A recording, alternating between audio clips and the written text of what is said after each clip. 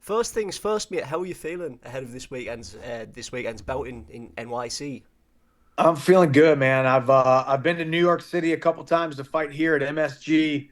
Um, Fighting a guy that I'm familiar with, a guy that I've already lost to, a guy that shattered my dreams. So this is a perfect way to right a wrong and get some revenge. I respect the heck out of Charles Oliveira, but I'm excited to go out there and compete against him, and not just compete against him, but beat him on Saturday night. Champion, man. And you're obviously a man that needs no introduction whatsoever. Three-time Bellator lightweight champion who's made waves since joining the UFC 2021, including that knockout over Tony Ferguson, which I'm sure you're sick to death of seeing. What's the highlight of your career been so far? Oh man, there's been a couple very big highlights, and then I keep on trouncing them and getting a better one. I mean, I think the biggest one, the most significant one, really was my UFC debut, um, just because of the pressure. I was the guy who was outside the UFC. I was making great money. I was building a great life. I had a lot of security. I had the most amount of security anybody could have had with a promotion. Bellator loved me. I loved being with Bellator, but I knew I needed to go to the UFC. However, I had to go to the UFC at the right time, and then I also had to win. I had to go to the UFC, and I had to win to prove that I made the right decision by going over to the UFC. So them throwing me in against Dan Hooker, who had just went 25 minutes with Dustin Poirier, almost won that fight. A year after year fan favorite.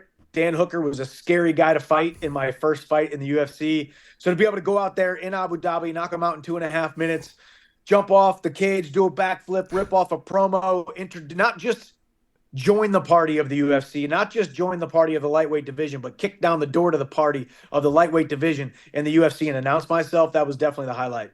100%, mate, and it was thrilling to see. Obviously, there was a lot of hype surrounding you before you joined the promotion, and you kind of delivered on that straight away with that first fight over Dan Hooker. And this Saturday, obviously, you're taking on Charles Oliveira again. You've just mentioned him. It's a familiar foe that you've got a past with. I'm just wondering, what did you learn from the first loss to Charles? And secondly, what adaptations have you made to get the job done this weekend?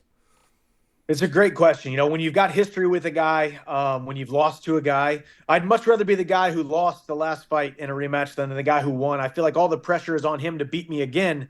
And the difference between he and I is I only had 2.5 minutes of cage time, 2.5 minutes of UFC Octagon time at the time in which I fought Charles Oliveira. I got knocked out Dan Hooker after 2.5 minutes, got thrust right into a new training camp for a May fight after fighting in late January. So I didn't have a lot of time to grow, didn't have a lot of time to learn who I was and continue to build inside of the UFC. So more patient, more calculated, but still violent, still fast action. I'm going to be quick, but not in a hurry. I'm going to be fast, but not in a rush. And I'm going to systematically and surgically break this man down until he looks for the exit sign, and I get my hand raised by a dominant finish. Unbelievable, man. And it's over 5 rounds, isn't it, instead of three? It is 5 rounds, so we got to be prepared for 5 rounds. I am prepared for 5 rounds. I like 5 rounds. I asked for 5 rounds. I was willing to fight 5 rounds. It's a number one contender fight. So I plan on beating Charles Oliveira and then having my next fight after that 5 rounds against Islam or Arman. So I will be the number one contender at midnight on Saturday night. So I got to be ready for 5 rounds, and I was willing to do it. Yeah, and you've just mentioned Islam there. Obviously, I know that you're keen on getting that UFC belt, and who can really blame you, to be fair. Obviously, should your best Charles on Saturday, the utmost belief that you get it done. When do you want to fight Islam? It all depends, obviously. This sport always depends on timing and circumstance. What's going on. How does that fight go? I think Islam wins that fight, but is there an injury? He also has to go into Ramadan for his religion all the way through the end of March. So he's not going to be able to go into a training camp till April. So he may not be able to come back till May, June. And that's if the UFC wants to book him right after Ramadan as quick as possible. If that fight gets pushed into July, August, September, I'm not willing to wait that long again after waiting 2 years. There's a guy named Conor McGregor out there who we have some history with. Maybe he comes back and I fight him in the interim at 170, still the number one contender at 155. Or we put that number one contender spot on the line at 155 and he comes down to 155. Whatever may happen, there's a lot of options. So I would love ideally that Islam's able to fight by May or so, so I have a couple months off to spend time with the family, and then I go fight for the title in May. But we'll see how it plays out. You've just mentioned a name there. It's funny that you say that because sitting right next to us here, I've got a poster, and it's the only UFC poster that I own. It was a fight that never happened. It was you The versus fight that McGregor. never happened. What could have been? Yeah. The one that got away. What was that Yeah. whole process like? You'd built yourself up, you'd done Tough 31 with McGregor, you'd built yourself up to fight him, you'd waited so long already, he pulls out with a toe injury, which he's criticised Desanios for doing in the past. Me foot was like a balloon and all of that. What was that process like for you?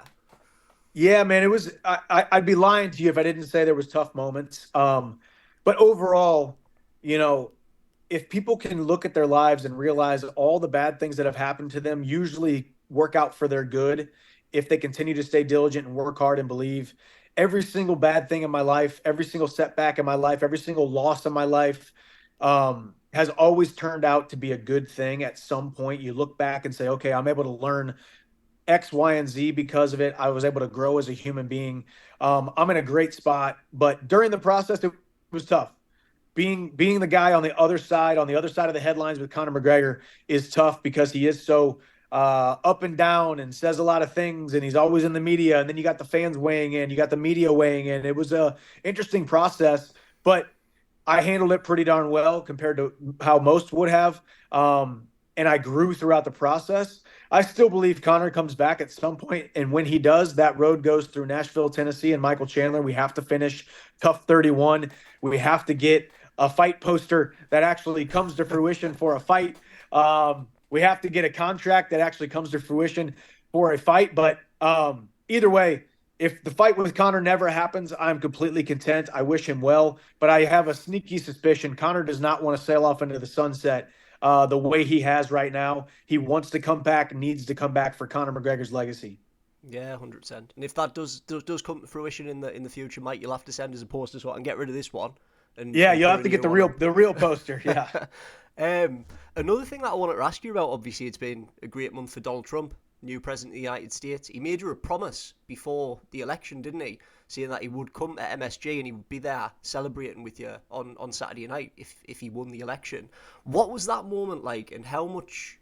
What's the relationship with Trump? You know, it's awesome. You know, obviously Donald Trump has captured the hearts and minds of a ton of Americans, and especially working class Americans. You know, you got your government and your elites and all of those guys, and Donald Trump sometimes gets thrown into that mix because he's a rich guy, right? But really, he is the blue collar billionaire. He's the guy who is a billionaire but acts like a normal human being. He loves fight sports. He loves music. He loves movies. He's just a normal guy compared to what you would think.